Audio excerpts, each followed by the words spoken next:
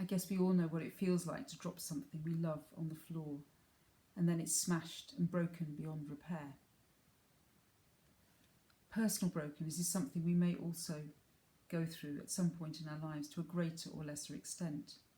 It may be disappointed hopes, dreams or career prospects, or the loss of financial security, broken trust, damaged relationships, impaired health, whether physical or mental, or through the death of someone we love.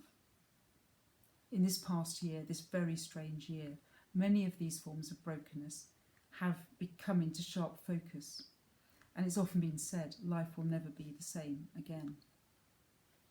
A few years ago, I came across this small but very profound book by the Dutch Catholic priest, academic and writer Henry Nouwen. It's called Life of the Beloved, and in it, Nouwen describes Jesus taking or choosing, blessing, breaking, and giving bread. And he uses this as a metaphor for our lives in the world.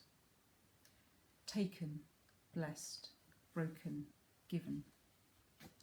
You may remember that at Jesus' baptism, the voice of God the Father is heard calling him his Son, whom he loves and with whom he is well pleased.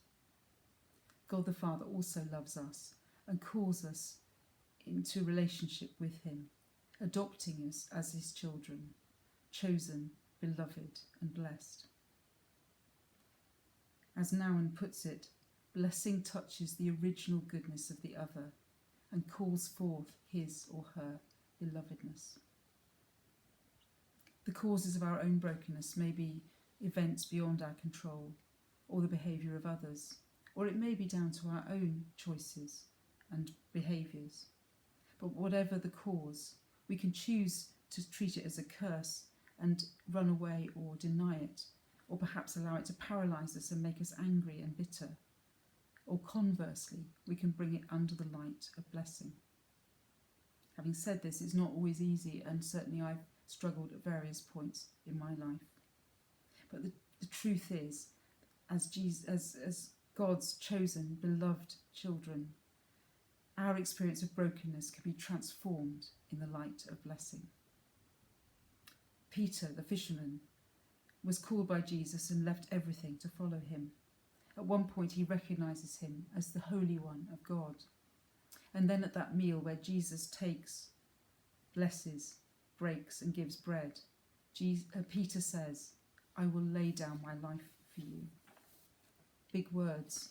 And then, a few hours later, in a moment perhaps of shock, fear, despair, around a courtyard fire, Peter denies that he even knows Jesus 3 times. And when he realises what he's done, he weeps bitterly. The next day, he sees his master, whom he loves but has denied, executed on a cross, and his whole world is shattered. A few years ago, I came across this interpretation of the cross. If you look closely, you can see that it's covered in broken pottery, illustrating that it is on the cross where judgment meets love, grace, mercy and forgiveness. Forgiveness for ourselves, forgiveness for others. That our brokenness meets blessing and the path to healing and restoration can begin. It's 2 days later and Peter is beginning to see that the cross is not the end, as he encounters and recognises the risen Jesus.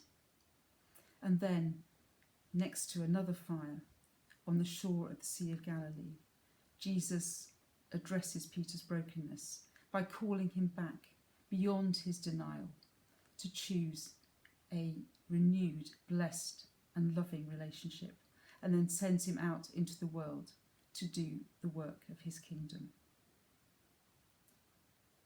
Later in his life, Peter says this, "And the God of all grace, who called you to his eternal glory in Christ, after you have suffered a little while, will himself restore you and make you strong, firm and steadfast." In Japan, there's a form of ceramic art. It's called kintsukuroi, or I'm not sure how you pronounce it. But broken pottery is repaired with gold or silver lacquer, and the piece is more beautiful for having been broken. When we experience brokenness in our own lives, it can feel very ugly and dark. But if we allow God in his love to take us, bless us, transforming our brokenness, this empowers us to give our lives as a gift of blessing to others. And it's beautiful.